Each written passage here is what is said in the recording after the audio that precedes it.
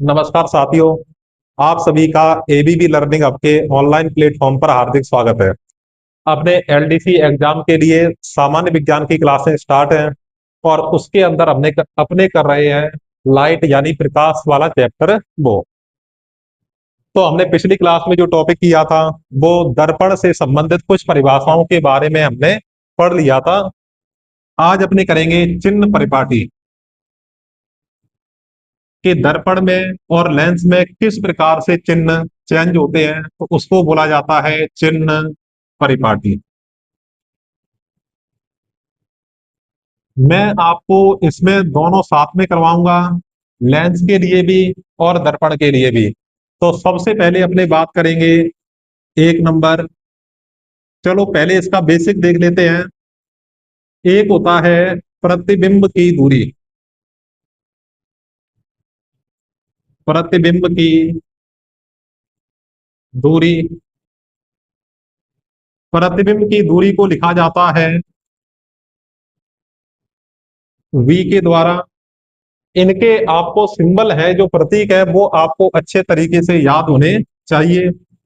उसके बाद में बिंब या इसी को बोला जाता है वस्तु, इंग्लिश में इसको बोलते हैं ऑब्जेक्ट की दूरी।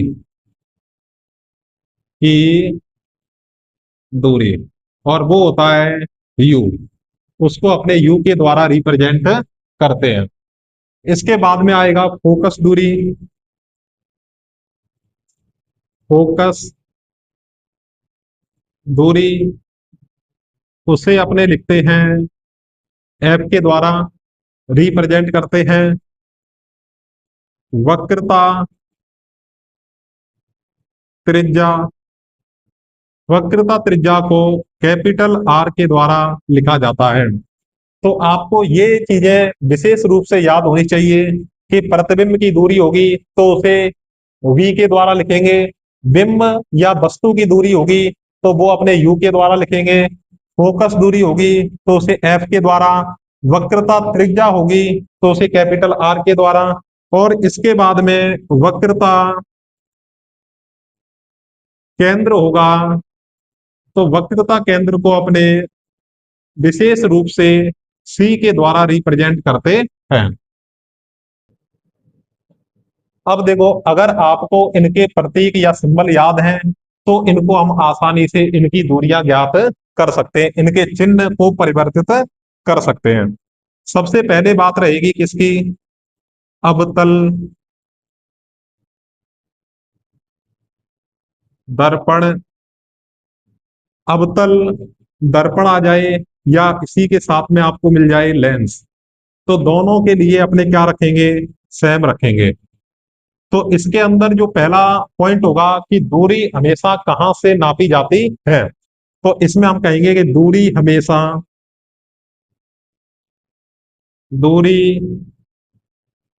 हमेशा दर्पण के ध्रुव, और दर्पण का हमने ध्रुव का क्या लिया था? दर्पण का ध्रुव लिया था हमने पी लिया था, से मापी जाती है।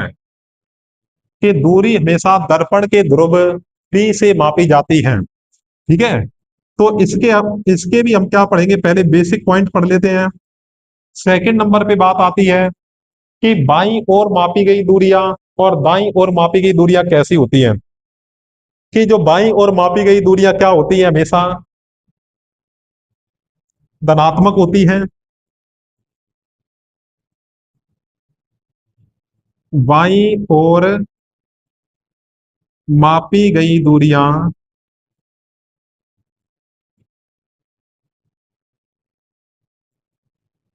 बाईं तरफ, ये होता है अपना दायां तरफ और ये होता है अपना बायां तरफ। तो बाईं ओर मापी गई दूरियां हमेशा कैसी होती हैं? तो मैं यहां पे लिख देता हूं हमेशा ऋणात्मक होती है। आप धनात्मक की जगह क्या कर दोगे? ऋणात्मक, यानी माइनस में होती है। ठीक है। तो बाईं ओर मापी गई दूरियां क्या होती है, ऋणात्मक होती है। और दाईं ओर मापी गई दूरियां, 3 नंबर पे अपने लिखेंगे कि दाईं ओर मापी गई दूरियां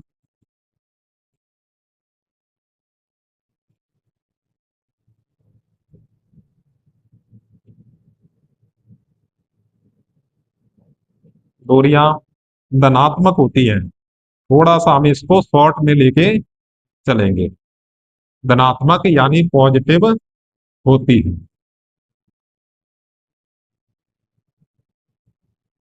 4 नंबर पॉइंट कि मुख्य अक्ष के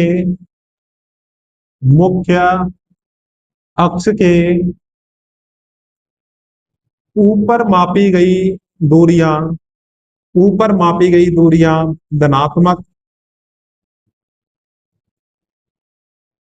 धनात्मक होती हैं। और मैं अगर ये कहूं कि मुख्य अक्ष के नीचे मापी गई दूरियां क्या होती हैं, ऋणात्मक होती हैं। तो इन चीजों का आपको विशेष रूप से ध्यान रखना है कि मुख्य अक्ष आप जानते हो कि बीच में जो सीधी रेखा होती है, जो अपने वक्रता केंद्र कि जो कहां से, वक्रता केंद्र और दर्पण के ध्रुव से गुजरने वाली सीधी रेखा क्या कहलाती है, मुख्य अक्ष कहलाती है। वो हमने कल की क्लास में कर लिया था। तो मुख्य अक्ष के ऊपर मापी गई दूरियां धनात्मक होती है और मुख्य अक्ष के नीचे मापी गई दूरियां ऋणात्मक होती हैं। कि बाईं तरफ मापेंगे दूरियां तो वो ऋणात्मक होंगी। कैसी होंगी, ऋणात्मक होंगी। और दाईं तरफ दूरियां जो मापेंगे वो कैसी होंगी, धनात्मक होंगी। और दूरी हमेशा दर्पण के ध्रुव यानी पी से मापी जाती है। तो इतना आपको विशेष ध्यान रखना है। चाहे अवतल दर्पण हो, चाहे अवतल लेंस हो, तो उनके लिए क्या होगा। तो फर्स्ट अपॉन अपने बात करते हैं इसमें, ये तो दोनों के अंदर कॉमन आएंगे।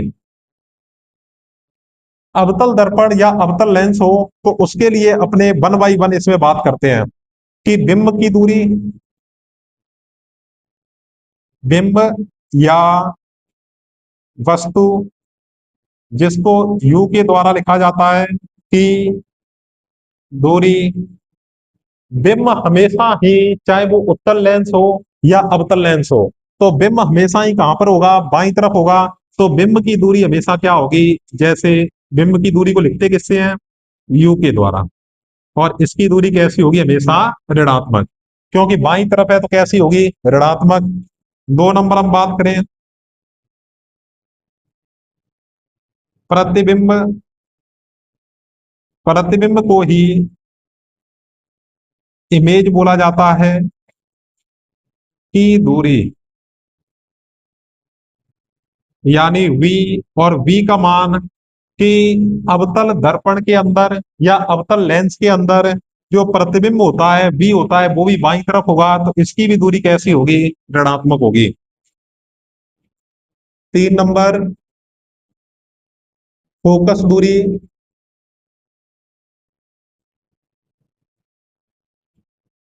फोकस दूरी, और फोकस दूरी को अपने एफ के द्वारा रिप्रेजेंट करते हैं और वो भी ऋणात्मक होगी। और 4 नंबर पे वक्रता त्रिज्या, वक्रता त्रिज्या कैपिटल आर, ये भी बाईं तरफ होगी तो इसका मान भी क्या होगा, ऋणात्मक होगा। तो हमने इसमें चारों स्टेप कर लिए कि यू, वी, एफ और आर ये सभी बाईं तरफ होने के कारण इनके मान कैसे होंगे, सारों के मान ऋणात्मक होंगे। इसके अंदर अपने और बात करें तो बिंब आ गया, प्रतिबिंब आ गया, फोकस दूरी आ गई, वक्रता त्रिज्या आ गई। ठीक है। इसमें आप एक स्टार बना के इसमें एक मेन पॉइंट ऐड कर लोगे, जैसे कि अगर प्रतिबिंब प्रतिबिंब यानी वी आपको अगर स्पेशल कहा हुआ है कि वो दाईं तरफ है, तो उसका मान कैसा रखना है, धनात्मक रखना है। अदरवाइज आपको कैसा लेना है, ऋणात्मक ही लेना है। इसी प्रकार उत्तल दर्पण या अपने लेंस की बात करें,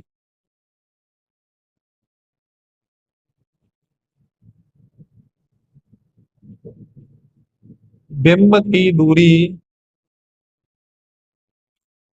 यानी यू, प्रतिबिंब की दूरी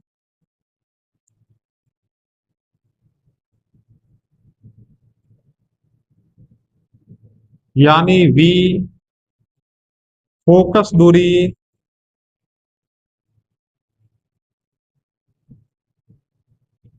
यानी स्मॉल एफ, और एक और है अपने कौन सी, वक्रता त्रिज्या,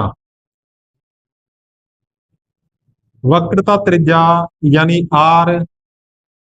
देखो, बिंब तो हमेशा बाईं तरफ ही रहेगा, चाहे वो उत्तल हो या अवतल हो, इसलिए इसका मान तो हमेशा ही क्या रहने वाला है, ऋणात्मक।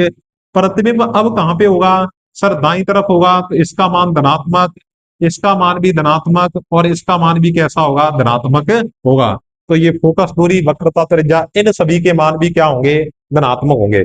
तो एक बार आप इसका स्क्रीनशॉट या इसको आप लिख सकते हो।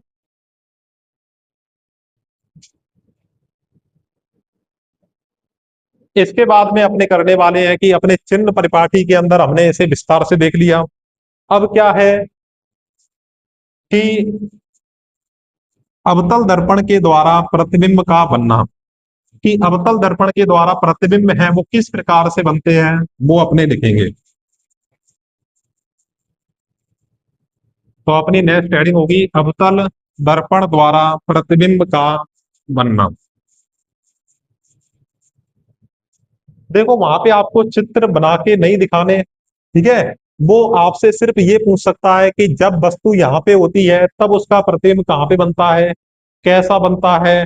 तो अवतल दर्पण होता है, उसमें लगभग आपके प्रतिबिंब है वो क्या बनते हैं, वास्तविक व उल्टे बनते हैं। तो मैं यहाँ पे लिख देता हूं कि अवतल दर्पण द्वारा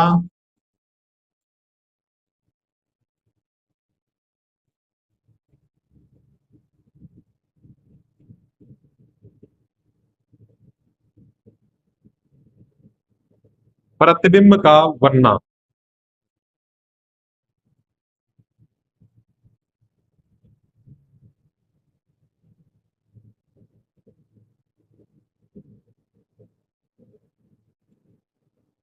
अवतल दर्पण द्वारा प्रतिबिंब का बनना, ठीक है।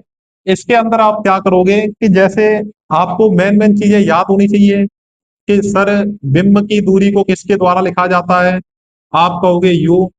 बिंब कह दे या वस्तु कह दे तो क्या होगा, यू होगा। इसके बाद में आपसे पूछ ले कि प्रतिबिंब की दूरी को किसके द्वारा लिखा जाता है, तो हमने अभी लिखा था वी के द्वारा, कि फोकस दूरी को लिखा जाता है एफ के द्वारा, वक्रता त्रिज्या कैपिटल आर, वक्रता केंद्र कैपिटल सी, वक्रता त्रिज्या हो गई, वक्रता केंद्र हो गया। एक और नाम आप याद रख लेना, अनंत को किसके द्वारा रिप्रेजेंट करते हैं, अनंत को किया जाता है इस तरीके से। और दर्पण का ध्रुव, कि दर्पण के ध्रुव को किसके द्वारा लिखते हैं, तो वो हो जाएगा कैपिटल पी के द्वारा। तो इसमें मैं आपको कि जैसे बिंब की स्थिति या प्रतिबिंब की स्थिति, कि पहले सर आपने क्या लिखा है बिंब, तो सबसे पहले अपने बिंब वाले को देखेंगे कि जब बिंब कहाँ पे हो, अनंत पे हो, कि ये वाला साइन कहाँ पे हो, किसका होगा, अनंत पे हो जाएगा, ठीक है। और इसके बाद में अनंत और वक्रता केंद्र के बीच में हो, या हम इसको लिख सकते हैं कि वक्रता केंद्र के परे। तो वक्रता केंद्र सी है, तो सी के परे, परे मतलब पीछे, इसके बाद में अगला जो होगा कि जब पहले अपने बिंब की बात हो रही है वस्तु, तो वस्तु अनंत पर हो, वस्तु वक्रता केंद्र के परे हो, और वस्तु कहां पे हो कि वस्तु है वो सी पर हो। और सी का नाम कहां से देखोगे आप कि सी का नाम है, देखो ये लिखा हुआ है वक्रता केंद्र होता है। जब वस्तु वक्रता केंद्र पर होगी तो वस्तु का प्रतिबिंब भी कहां पे बनेगा, सी पर बनेगा, यानी वक्रता केंद्र पर बनेगा। जब वस्तु कहां पे होगी, वक्रता केंद्र पर होगी, तो इसका प्रतिबिंब भी कहां पे बनेगा, वक्रता केंद्र पर बनेगा। और जब वस्तु वक्रता केंद्र के परे होगी, कि जब वस्तु अपने कहां पे रखेंगे, वक्रता केंद्र के परे, तो जो प्रतिबिंब होगा सी व एफ के मध्य, सी व एफ के मध्य। सी का नाम वक्रता केंद्र, एफ का नाम फोकस दूरी, तो वक्रता केंद्र और फोकस दूरी के मध्य बनेगा, क्या बनेगा, प्रतिबिंब। इसके बाद में जब अनंत पर कोई वस्तु होगी तो उसका प्रतिबिंब है वो कहां पे बनेगा, मुख्य फोकस, मुख्य फोकस। और मुख्य फोकस को अपने किससे लिखते हैं, कैपिटल एफ के द्वारा। यहां पर फोकस दूरी का प्रयोग नहीं करेंगे, किसका प्रयोग करेंगे, मुख्य फोकस का यूज करेंगे, मुख्य फोकस। मुख्य फोकस होगा तो उसको कैपिटल एफ के द्वारा लिखा जाता है। अगर फोकस दूरी होगी तो उसको किसके द्वारा लिखेंगे, स्मॉल एफ के द्वारा लिखा जाता है। तो आप मुझे यहां पे बता सकते हो कि यहां पे लिख देता हूं मैं उल्टा करके प्रतिबिंब, और साथ में लिख देता हूं यहां पे क्या, बिंब। कि जब वस्तु कहां पे हो, अनंत पे होगी, तब वस्तु का प्रतिबिंब कहां बनेगा, मुख्य फोकस पर बनेगा। जब वस्तु वक्रता केंद्र के परे होगी तो उसका प्रतिबिंब कहां बनेगा, वक्रता केंद्र और मुख्य फोकस के मध्य होगा। और जब वस्तु सी पर होगी तो उसका प्रतिबिंब कहां बनेगा, सी पर बनेगा। अब इसका आप जस्ट उल्टा कर सकते हो, कैसे कि जब वस्तु, अब यहां से ले लो आप बिंब, कि जब बिंब सी पर होगा, जब बिंब कहां पे होगा, सी पर होगा, तो इसका जो प्रतिबिंब है वो कहां पे बनेगा, सी पर ही बनेगा। और जब बिंब सी व एफ के मध्य होगा, वक्रता केंद्र व मुख्य फोकस के मध्य होगा, तो इसका जो प्रतिबिंब बनेगा वो वक्रता केंद्र के परे बनेगा। और जब बिंब मुख्य फोकस पर होगा, तब इसका प्रतिबिंब है वो कहां बनेगा, अनंत पर बनेगा। कहां बनेगा, अनंत पर बनेगा। तो इस चार्ट के माध्यम से आपको 6 पॉइंट याद हो सकते हैं बड़े आसानी से। अनंत, वक्रता केंद्र के परे, वक्रता केंद्र पर, ये तो दोनों सेम हो गए, वक्रता केंद्र, वक्र मुख्य फोकस के मध्य, और मुख्य फोकस पर। तो इस तरीके से आप याद रख सकते हो। प्रतिबिंब की स्थिति आकार कैसा होगा, चलो पहले इसकी अपने क्या लिख देते हैं, प्रकृति लिख देते हैं। इसमें जो इन 5 कंडीशन की जो प्रकृति होगी वो कैसी होगी, वास्तविक व, वास्तविक व उल्टा। प्रतिबिंब कैसा होगा, वास्तविक व उल्टा होगा।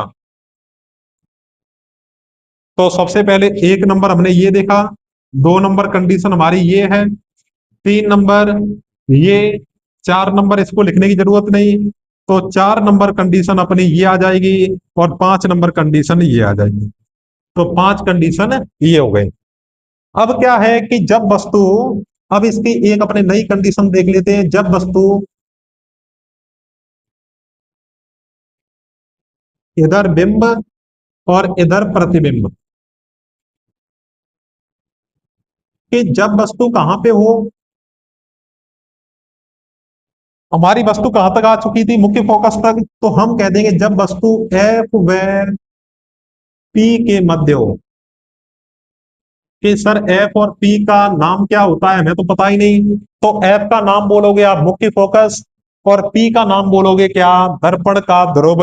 तो एफ और पी के मध्य में होगी, तो प्रतिबिंब कहां बनेगा, तो प्रतिबिंब बनेगा अपने दर्पण के पीछे। और पीछे का मतलब क्या हो गया, कि ये हो जाएगा दाईं ओर। और दाईं ओर जैसे ही प्रतिबिंब बनेगा तो वो कैसा होगा, आभासी व सीधा। आभासी व सीधा होगा। तो ये वैसे अपने समझे तो इसका चार्ट होता है, काफी लॉन्ग होता है, लेकिन हमने इसको बड़े आसान तरीके से यहाँ पे बना लिया।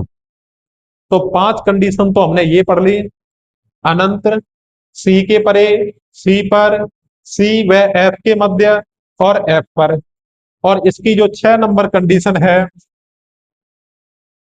वो हमने ये देखी, एफ और पी के मध्य होते हैं तो प्रतिबिंब कैसे बनते हैं। अब इसके बाद में अपने जो नई हेडिंग होगी वो है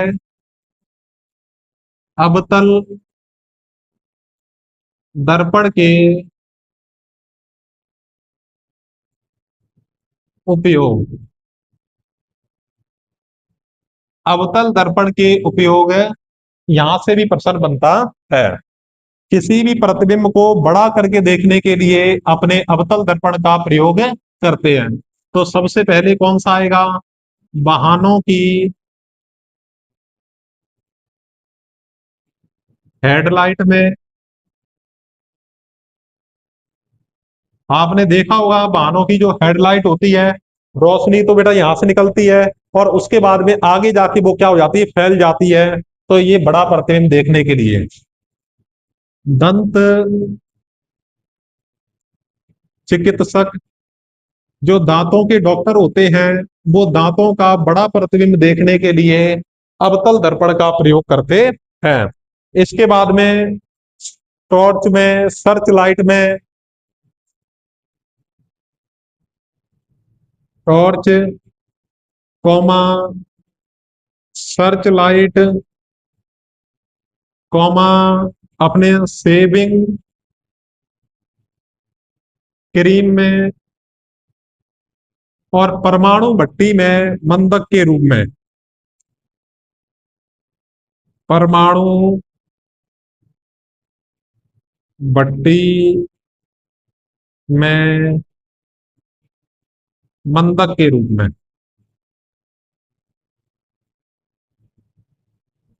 परमाणु भट्टी में मंदक के रूप में भी इसका प्रयोग किया जाता है, कि सौर कुकर, सोलर सेल,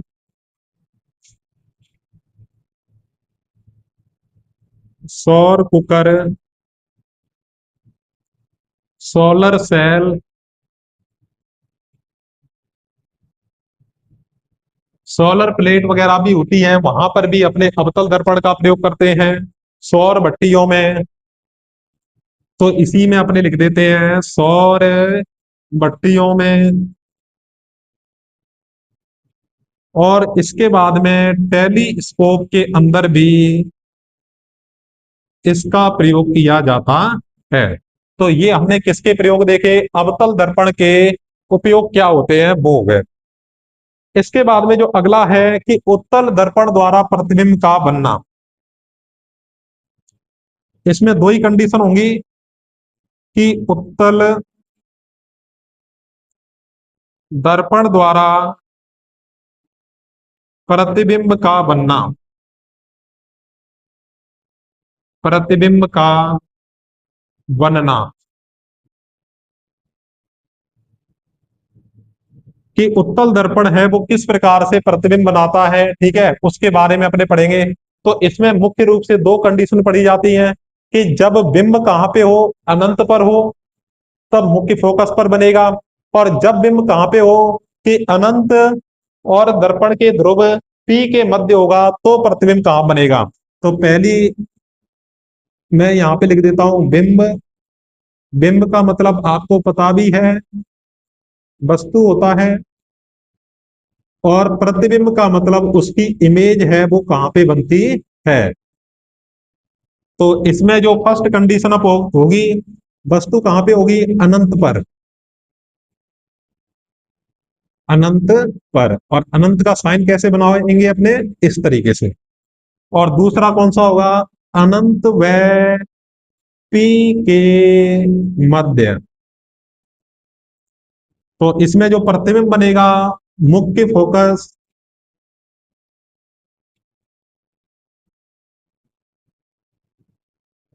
यानी कैपिटल एफ पर, और दूसरा प्रतिबिंब जो बनेगा अनंत और पी के मध्य होता है, तो वो अपने एफ और पी के मध्य कहीं भी बन सकता है।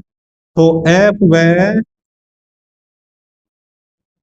पी के मध्य प्रतिबिंब बनेगा। तो ये अपने उत्तल दर्पण की सिर्फ दो ही कंडीशन थी, ठीक है, तो वो हमने यहाँ पे कंप्लीट कर ली। इसके बाद में, इसके साथ साथ में ही हम उत्तल दर्पण के उपयोग कर लेते हैं, ठीक है।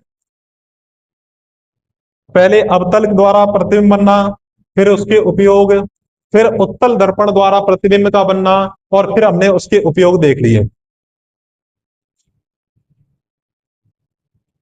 उत्तल दर्पण के उपयोग, तो इसका जो सबसे बेस्ट उपयोग होता है वो क्या है, वाहनों के साइड मिरर में और पीछे का दृश्य देखने में। कोई भी वाहन हो, चाहे वो मोटरसाइकिल हो, चाहे वो कार हो, तो आपके जो साइड में जो मिरर लगे होते हैं, दर्पण लगे होते हैं, वो कौन से होते हैं, उत्तल दर्पण होते हैं। तो आप यहां पे लिख दोगे, वाहनों के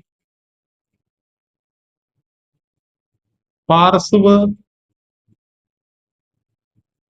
दर्पण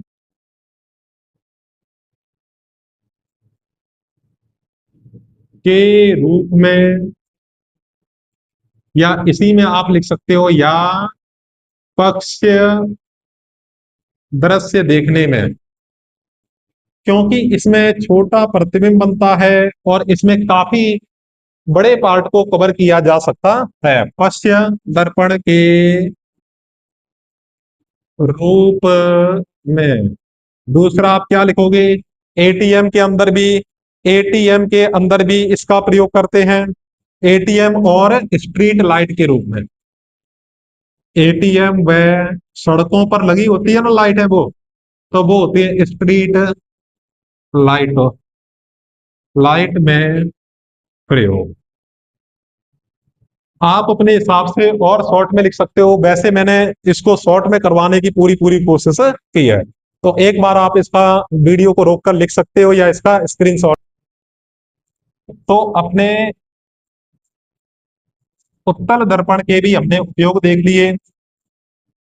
देखो यहाँ पे अपने लेंस के अंदर और दर्पण के अंदर कॉमन चीज मैं करवा सकता हूं, तो वो मैं आपको साथ साथ में ही बताता जाऊंगा, ठीक है। चलो देखते हैं इधर,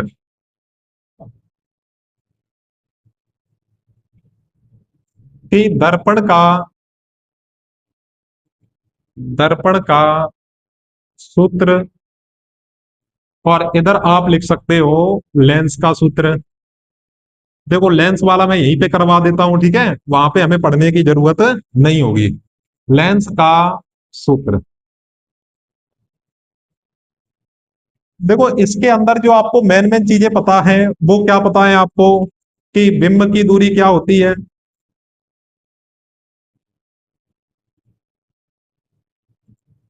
अपने कहेंगे कैपिटल यू। प्रतिबिंब की दूरी क्या होती है,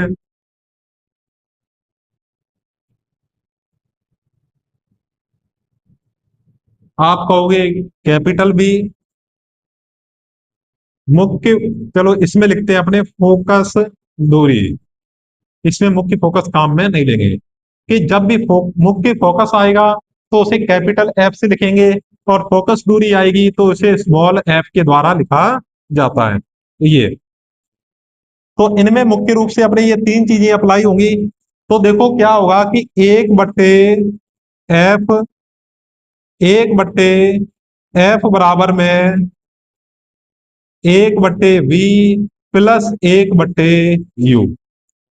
तो जब बीच में प्लस लगा देंगे तो बन जाएगा वो दर्पण का। अगर ये प्लस हटा के इसमें बीच में मैं क्या लगा दूं, माइनस लगा दूं, तो वो बन जाएगा लेंस का सूत्र बनेगा। तो 1/f बराबर में 1/v माइनस का 1/u होगा। 1/v माइनस का 1/u होगा। देखो एक तो इस तरीके से, कई बार हमसे ये पूछ लेता है कि u v और f में संबंध को दर्शाने वाला सूत्र बताइए। कि लेंस में संबंध पूछेगा तो माइनस लगाएंगे, और अपने अगर दर्पण में संबंध पूछ लेगा तो यहाँ पे क्या लगा देंगे, प्लस लगा देंगे। या इसी का मैं देखो एक और बना देता हूं कि 1/f, ये माइनस का 1/u है, इधर आते ही प्लस का क्या हो जाएगा 1/u, और इधर क्या बचेगा 1/v। तो देखो इसने क्या किया, यहाँ पे माइनस का चिन्ह ही गायब कर दिया। और जब मैं 1/f से बनाऊंगा तब तो हमेशा माइनस आएगा। अगर मैंने 1/v से बनाया तो जो भी कोई माइनस की चीज होती है वो बराबर के दूसरी साइड में जाके क्या हो जाती है, प्लस की हो जाती है। तो यहाँ पे क्या आ जाएगा, प्लस आ जाएगा। तो इसका भी आप ध्यान में रखोगे। तो मैं यहां पे लिख देता हूं u comma v comma f में संबंध का सूत्र। इनमें जो संबंध होता है उसका सूत्र है वो अपने कौन सा होगा, तो ये दोनों संबंध के सूत्र होंगे। और हमने वो भी देखा था कि वक्रता त्रिज्या और फोकस दूरी में संबंध का सूत्र क्या होता है, कि वक्रता त्रिज्या है वो फोकस दूरी की 2 गुनी होती है, या फोकस दूरी है वो वक्रता त्रिज्या की आधी होती है। तो आज की क्लास में इतना ही। ठीक है, अपने कहां तक कवर हो गया, ये दर्पण का सूत्र और लेंस का सूत्र यहां तक हमने कवर कर लिया। तो आपको भी ये साथ साथ में पढ़ते रहना है। इस वीडियो से संबंधित किसी भी प्रकार का डाउट है तो आप कमेंट बॉक्स में कमेंट करके बता सकते हैं। और आप अगर अपने चैनल से नए जुड़े हैं तो एबीबी लर्निंग हब के यूट्यूब चैनल को सब्सक्राइब करें, ताकि आने वाले वीडियो के आपको नोटिफिकेशन प्राप्त हो सके। धन्यवाद।